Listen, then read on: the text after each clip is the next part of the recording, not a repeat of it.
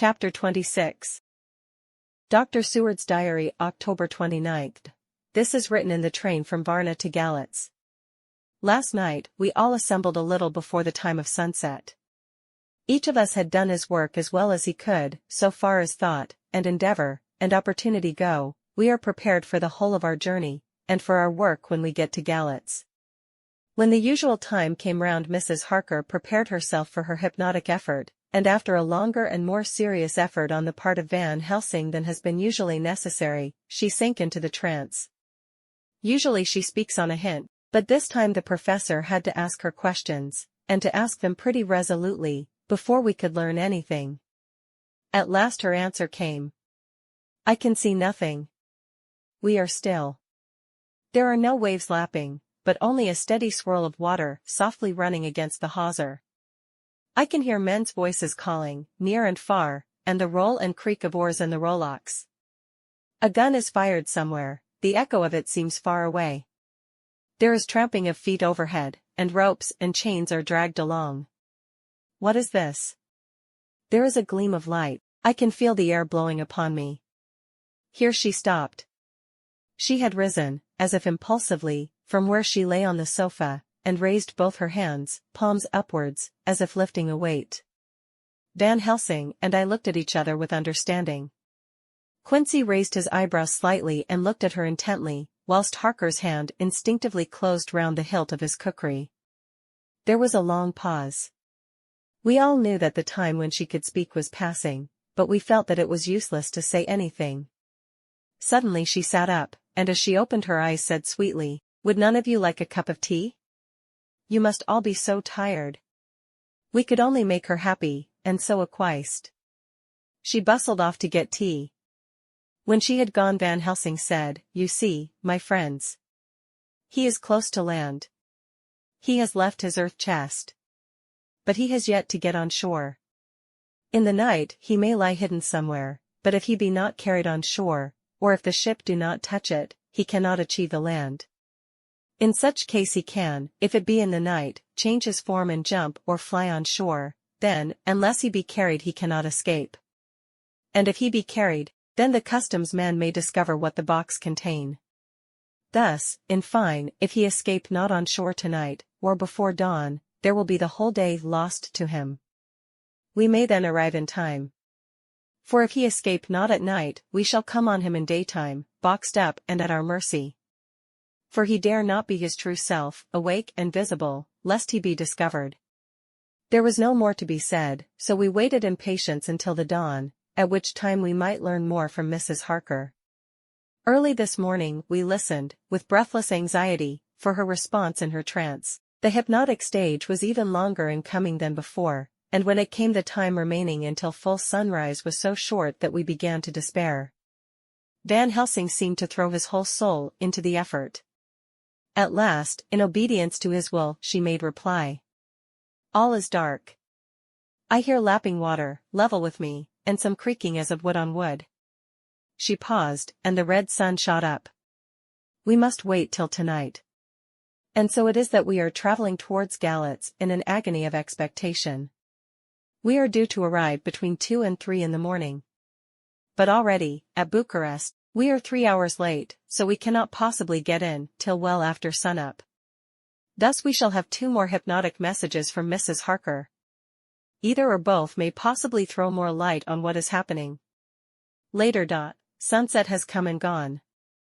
Fortunately it came at a time when there was no distraction. For had it occurred whilst we were at a station, we might not have secured the necessary calm and isolation. Mrs. Harker yielded to the hypnotic influence even less readily than this morning. I am in fear that her power of reading the Count's sensations may die away, just when we want it most. It seems to me that her imagination is beginning to work. Whilst she has been in the trance hitherto, she has confined herself to the simplest of facts. If this goes on, it may ultimately mislead us. If I thought that the Count's power over her would die away equally with her power of knowledge, it would be a happy thought. But I am afraid that it may not be so. When she did speak, her words were enigmatical. Something is going out. I can feel it pass me like a cold wind. I can hear, far off, confused sounds, as of men talking in strange tongues, fierce falling water, and the howling of wolves. She stopped and a shudder ran through her, increasing in intensity for a few seconds, till at the end, she shook as though in a palsy. She said no more, even in answer to the professor's imperative questioning. When she woke from the trance, she was cold, and exhausted, and languid, but her mind was all alert. She could not remember anything, but asked what she had said. When she was told, she pondered over it deeply for a long time and in silence. October 30th, 7 a.m., we are near Galatz now, and I may not have time to write later. Sunrise this morning was anxiously looked for by us all. Knowing of the increasing difficulty of procuring the hypnotic trance, Van Helsing began his passes earlier than usual. They produced no effect, however, until the regular time, when she yielded with a still greater difficulty, only a minute before the sun rose. The professor lost no time in his questioning. Her answer came with equal quickness, all is dark. I hear water swirling by, level with my ears, and the creaking of wood on wood. Cattle low far off. There is another sound, a queer one like, she stopped and grew white, and whiter still. Go on, go on. Speak, I command you, said Van Helsing in an agonized voice. At the same time there was despair in his eyes, for the risen sun was reddening even Mrs. Harker's pale face. She opened her eyes, and we all started as she said, sweetly and seemingly with the utmost unconcern. Oh, Professor, why ask me to do what you know I can't? I don't remember anything. Then, seeing the look of amazement on our faces, she said, turning from one to the other with a troubled look, what have I said? What have I done? I know nothing, only that I was lying here, half asleep, and heard you say, go on. Speak, I command you. It seemed so funny to hear you order me about, as if I were a bad child. Oh, Madam Mina, he said, sadly, it is proof, if proof be needed, of how I love and honor you, when a word for your good, spoken more earnest than ever, can seem so strange because it is to order her whom I am proud to obey. The whistles are sounding. We are nearing Galatz. We are on fire with anxiety and eagerness. Mina Harker's Journal, October 30th. Mr. Morris took me to the hotel where our rooms had been ordered by telegraph, he being the one who could best be spared, since he does not speak any foreign language. The forces were distributed much as they had been at Varna, except that Lord Godalming went to the vice-consul, as his rank might serve as an immediate guarantee of some sort to the official, we being in extreme hurry. Jonathan and the two doctors went to the shipping agent to learn particulars of the arrival of the Tsarina Catherine. Later. Lord Godalming has returned. The consul is away, and the vice-consul sick, so the routine work has been attended to by a clerk. He was very obliging, and offered to do anything in his power. Jonathan Harker's Journal, October 30th. At 9 o'clock, Dr. Van Helsing, Dr. Seward, and I called on Messrs. Mackenzie and Steinkopf, the agents of the London firm of Hapgood. They had received a wire from London, in answer to Lord Godalming's telegraphed request, asking them to show us any civility in their power. They were more than kind and courteous, and took us at once on board the Tsarina Catherine, which lay at anchor out in the river harbor. There we saw the captain, Donaldson by name, who told us of his voyage. He said that in all his life he had never had so favorable a run. Man, he said, but it made us afeard, for we expected that we should have to pay for it some rare piece o' ill luck, so as to keep up the average. It's no canny to run frae London to the Black Sea a wind a hinty, as though the deil himself were blawin' on your sail for his own purpose.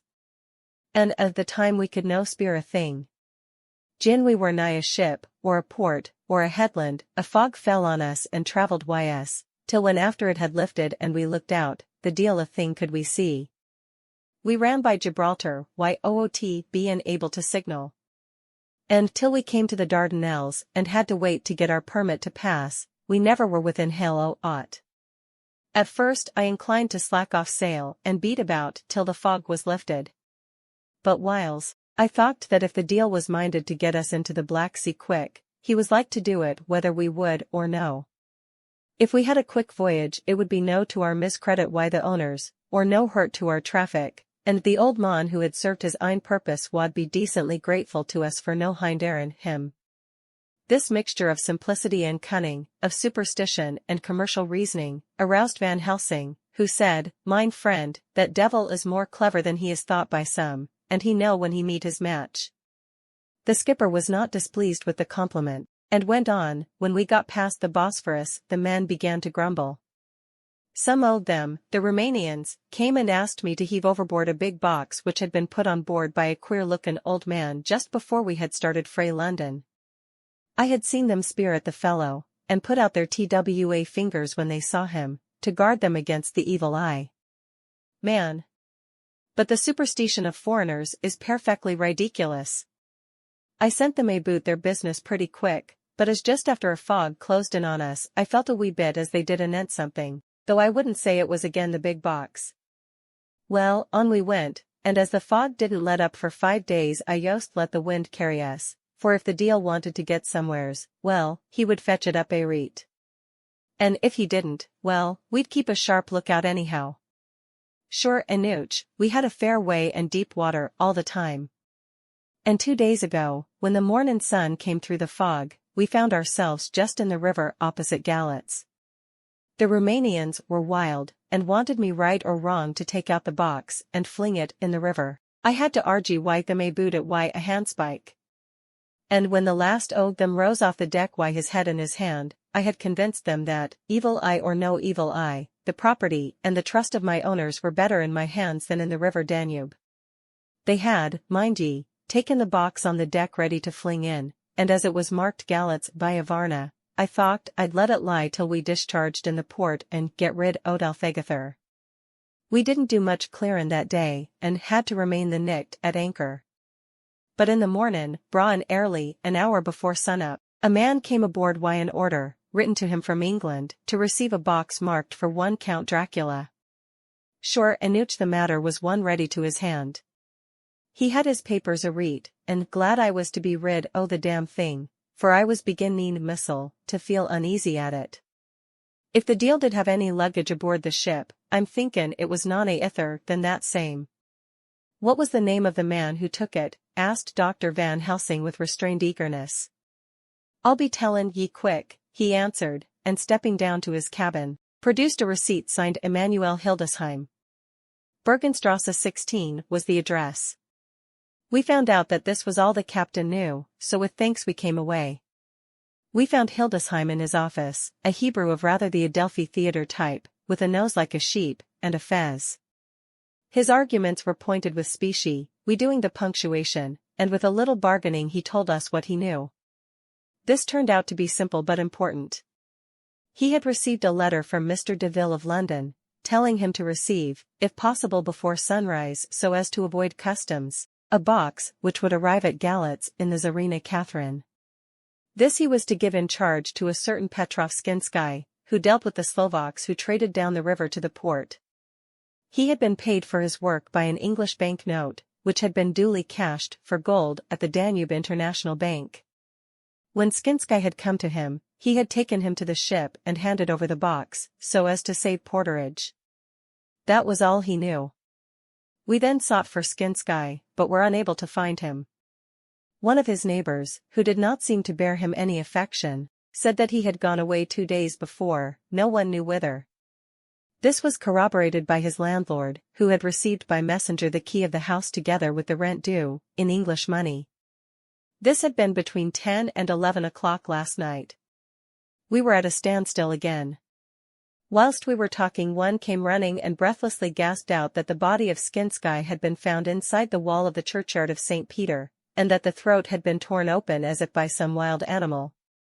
Those we had been speaking with ran off to see the horror, the women crying out, "This is the work of a Slovak."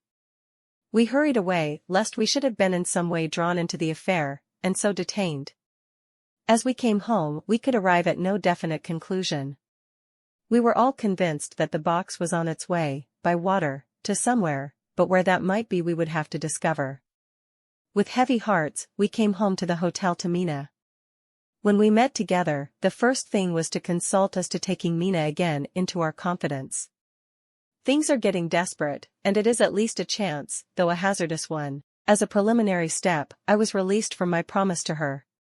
Mina Harker's journal, October 30th, evening. They were so tired and worn out and dispirited that there was nothing to be done till they had some rest, so I asked them all to lie down for half an hour whilst I should enter everything up to the moment. I feel so grateful to the man who invented the traveler's typewriter, and to Mr. Morris for getting this one for me. I should have felt quite astray doing the work if I had to write with a pen. It is all done. Poor dear Jonathan, what he must have suffered, what he must be suffering now. He lies on the sofa hardly seeming to breathe, and his whole body appears in collapse. His brows are knit. His face is drawn with pain. Poor fellow, maybe he is thinking, and I can see his face all wrinkled up with the concentration of his thoughts. Oh! If I could only help at all. I shall do what I can. I have asked Dr. Van Helsing, and he has got me all the papers that I have not yet seen. Whilst they are resting, I shall go over all carefully, and perhaps I may arrive at some conclusion. I shall try to follow the professor's example, and think without prejudice on the facts before me. I do believe that under God's providence I have made a discovery. I shall get the maps and look over them. I am more than ever sure that I am right. My new conclusion is ready, so I shall get our party together and read it. They can judge it. It is well to be accurate, and every minute is precious. Mina Harker's memorandum, entered in her journal, ground of inquiry. Count Dracula's problem is to get back to his own place. He must be brought back by someone. This is evident, for had he power to move himself as he wished, he could go either as man, or wolf, or bat, or in some other way. He evidently fears discovery or interference, in the state of helplessness in which he must be, confined as he is between dawn and sunset in his wooden box. How is he to be taken? Here a process of exclusions may help us. By road, by rail, by water? 1. By road. There are endless difficulties, especially in leaving the city. There are people. And people are curious, and investigate. A hint, a surmise, a doubt as to what might be in the box, would destroy him. There are, or there may be, customs and octroi officers to pass. His pursuers might follow. This is his highest fear. And in order to prevent his being betrayed, he has repelled, so far as he can, even his victim, me. 2. By rail. There is no one in charge of the box. It would have to take its chance of being delayed, and delay would be fatal, with enemies on the track. True, he might escape at night, but what would he be, if left in a strange place with no refuge that he could fly to? This is not what he intends, and he does not mean to risk it. 3. By water. Here is the safest way, in one respect, but with most danger in another. On the water, he is powerless except at night. Even then he can only summon fog and storm and snow and his wolves. But were he wrecked, the living water would engulf him, helpless, and he would indeed be lost. He could have the vessel drive to land, but if it were unfriendly land, wherein he was not free to move, his position would still be desperate. We know from the record that he was on the water, so what we have to do is to ascertain what water. The first thing is to realize exactly what he has done as yet. We may, then, get a light on what his task is to be. Firstly, we must differentiate between what he did in London as part of his general plan of action, when he was pressed for moments and had to arrange as best he could. Secondly, we must see, as well as we can surmise it from the facts we know of, what he has done here. As to the first, he evidently intended to arrive at Galatz, and sent invoice to Varna to deceive us lest we should ascertain his means of exit from England. His immediate and sole purpose then was to escape. The proof of this is the letter of instructions sent to Emanuel Hildesheim to clear and take away the box before sunrise. There is also the instruction to Petrov Skinsky. These we must only guess at, but there must have been some letter or message, since Skinsky came to Hildesheim. That, so far, his plans were successful we know. The Tsarina Catherine made a phenomenally quick journey, so much so that Captain Donelson's suspicions were aroused. But his superstition united with his canniness played the Count's game for him, and he ran with his favouring wine through fogs and all till he brought up blindfold at Galatz. That the Count's arrangements were well made has been proved. Hildesheim cleared the box, took it off, and gave it to Skinsky. Skinsky took it, and here we lose the trail. We only know that the box is somewhere on the water, moving along. The customs and the octroi, if there be any, have been avoided. Now we come to what the Count must have done after his arrival, on land, at Galatz. The box was given to Skinsky before sunrise. At sunrise, the Count could appear in his own form. Here, we ask why Skinsky was chosen at all to aid in the work. In my husband's diary, Skinsky is mentioned as dealing with the Slovaks who trade down the river to the port. And the man's remark, that the murder was the work of a Slovak, showed the general feeling against his class. The Count wanted isolation. My surmise is this, that in London the Count decided to get back to his castle by water, as the most safe and secret way. He was brought from the castle by Skani, and probably they delivered their cargo to Slovaks who took the boxes to Varna, for there they were shipped to London. Thus the Count had knowledge of the persons who could arrange this service. When the box was on land, before sunrise or after sunset, he came out from his box, met Skinsky and instructed him what to do as to arranging the carriage of the box up some river.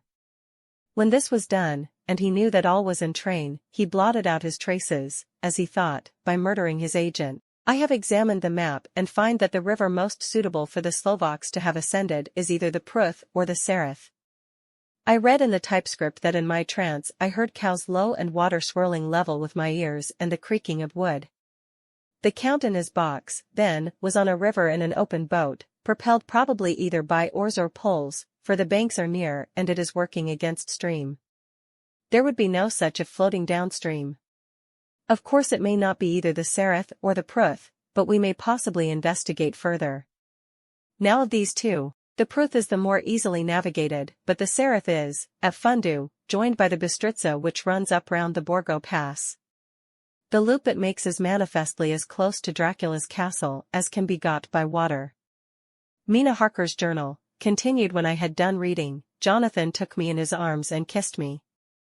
The others kept shaking me by both hands, and Dr. Van Helsing said, "Our dear Madam Mina is once more our teacher.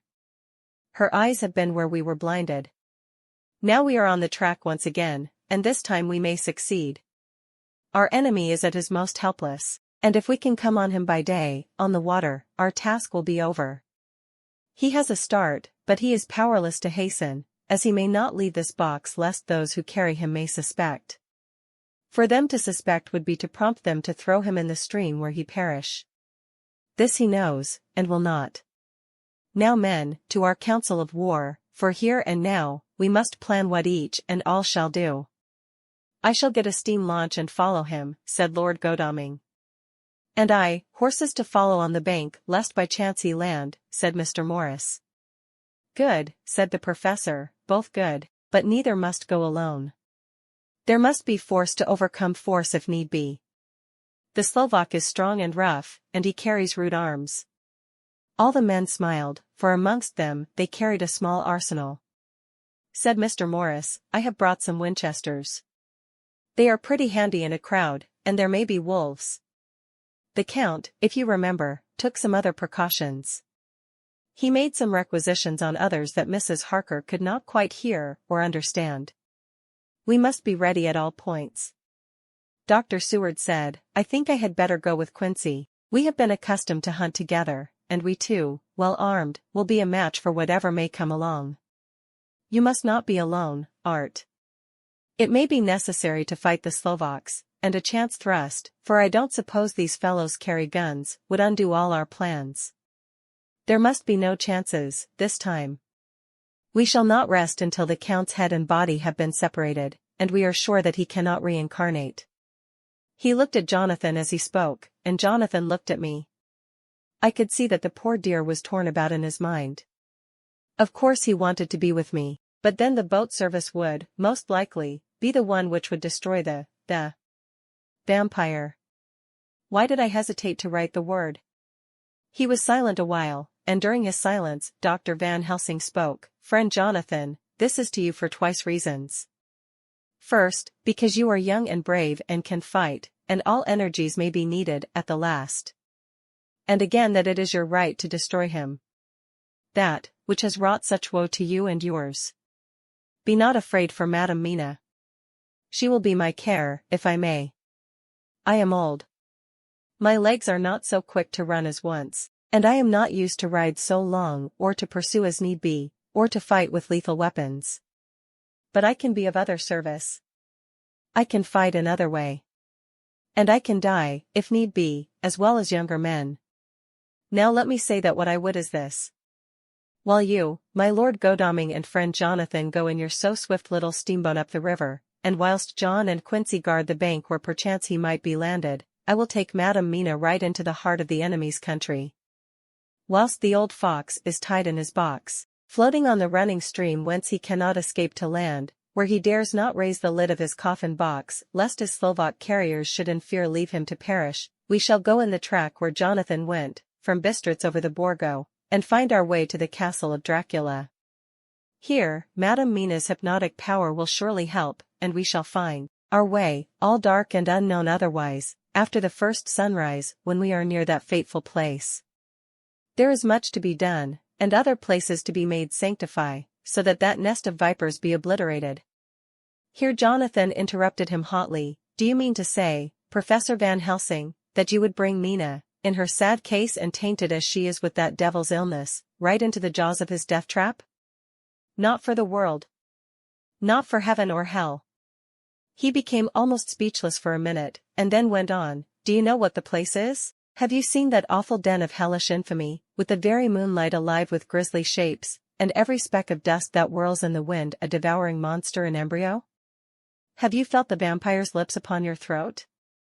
Here he turned to me, and as his eyes lit on my forehead he threw up his arms with a cry, "Oh, my God, what have we done to have this terror upon us?" and he sank down on the sofa in a collapse of misery. The professor's voice, as he spoke in clear, sweet tones, which seemed to vibrate in the air, calmed us all. "Oh, my friend, it is because I would save Madam Mina from that awful place that I would go. God forbid that I should take her into that place.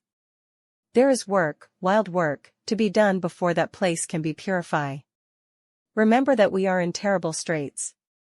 If the Count escape us this time, and he is strong and subtle and cunning, he may choose to sleep him for a century, and then in time our dear one, he took my hand, would come to him to keep him company, and would be as those others that you, Jonathan, saw. You have told us of their gloating lips, you heard their ribald laugh as they clutched the moving bag that the Count threw to them. You shudder, and well may it be. Forgive me that I make you so much pain, but it is necessary. My friend, is it not a dire need for that which I am giving, possibly my life? If it were that any one went into that place to stay, it is I who would have to go to keep them company." "Do as you will," said Jonathan, with a sob that shook him all over, "we are in the hands of God." Later. Oh, it did me good to see the way that these brave men work. How can women help loving men when they are so earnest, and so true, and so brave? And, too, it made me think of the wonderful power of money. What can it not do when basely used? I felt so thankful that Lord Godalming is rich, and both he and Mr. Morris, who also has plenty of money, are willing to spend it so freely. For if they did not, our little expedition could not start, either so promptly or so well equipped, as it will within another hour. It is not 3 hours since it was arranged what part each of us was to do, and now Lord Godalming and Jonathan have a lovely steam launch, with steam up ready to start at a moment's notice. Dr. Seward and Mr. Morris have half a dozen good horses, well appointed. We have all the maps and appliances of various kinds that can be had. Professor Van Helsing and I are to leave by the 11:40 train tonight for Veresti, where we are to get a carriage to drive to the Borgo Pass. We are bringing a good deal of ready money, as we are to buy a carriage and horses. We shall drive ourselves, for we have no one whom we can trust in the matter. The professor knows something of a great many languages, so we shall get on all right. We have all got arms, even for me a large bore revolver.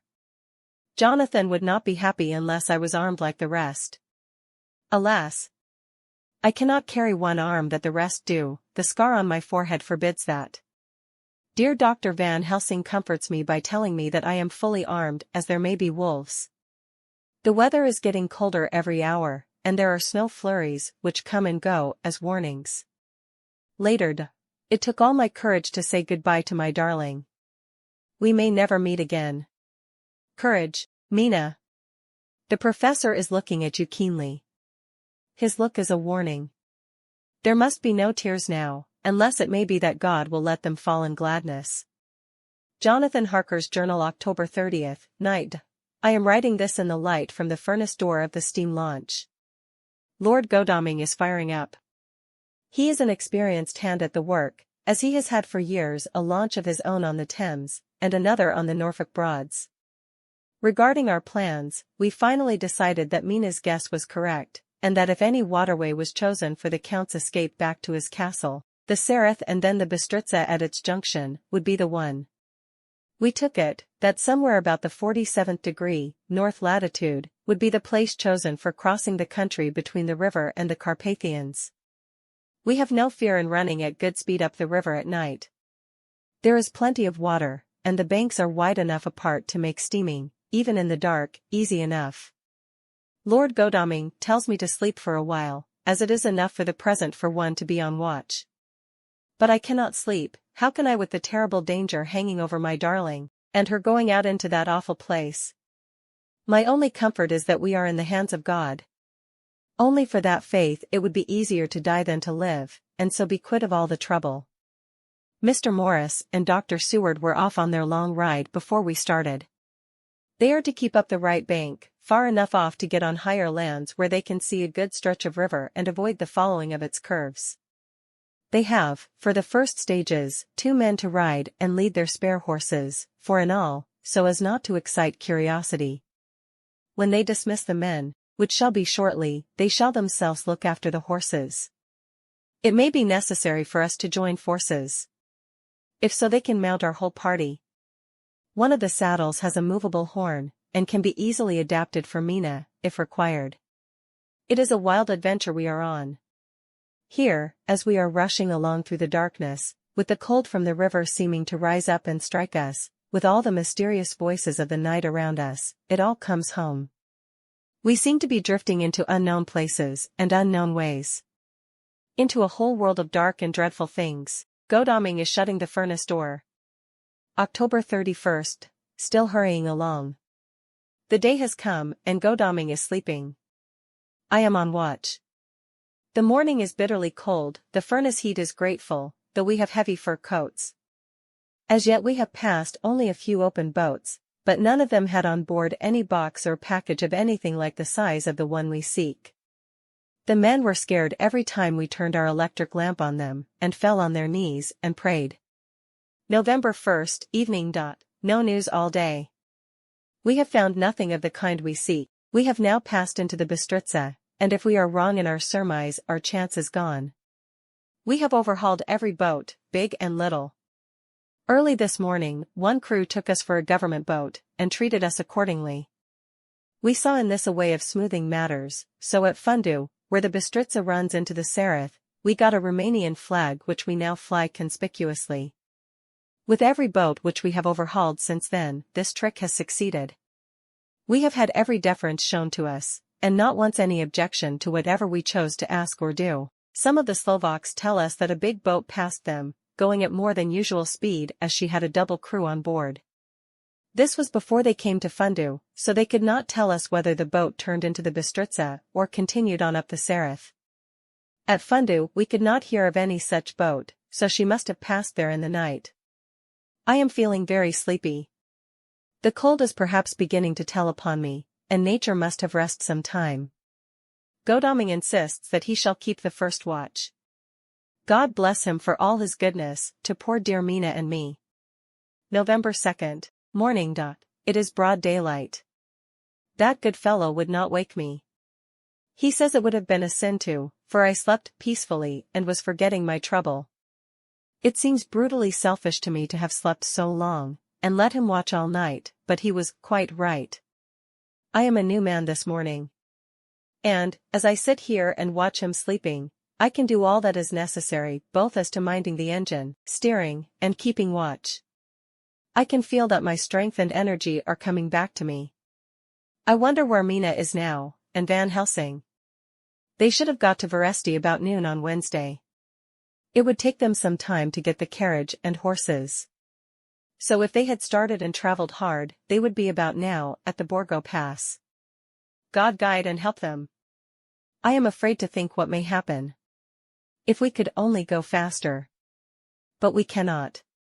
The engines are throbbing and doing their utmost. I wonder how Dr. Seward and Mr. Morris are getting on. There seem to be endless streams running down the mountains into this river, but as none of them are very large, at present, at all events, though they are doubtless terrible in winter and when the snow melts, the horsemen may not have met much obstruction. I hope that before we get to Strasbourg we may see them. For if by that time we have not overtaken the Count, it may be necessary to take counsel together what to do next. Dr. Seward's Diary, November 2nd. 3 days on the road. No news, and no time to write it if there had been, for every moment is precious. We have had only the rest needful for the horses. But we are both bearing it wonderfully. Those adventurous days of ours are turning up useful. We must push on. We shall never feel happy till we get the launch in sight again. November 3rd. We heard at Fundu that the launch had gone up the Bistritza. I wish it wasn't so cold. There are signs of snow coming. And if it falls heavy, it will stop us. In such case, we must get a sledge and go on, Russian fashion. November 4th. Today we heard of the launch having been detained by an accident when trying to force a way up the rapids. The Slovak boats get up all right, by aid of a rope and steering, with knowledge.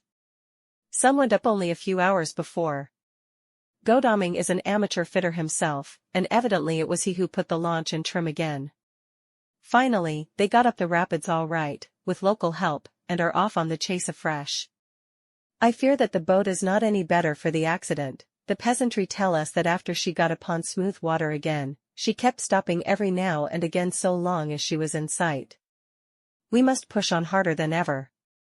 Our help may be wanted soon. Mina Harker's Journal, October 31st. Arrived at Veresti at noon.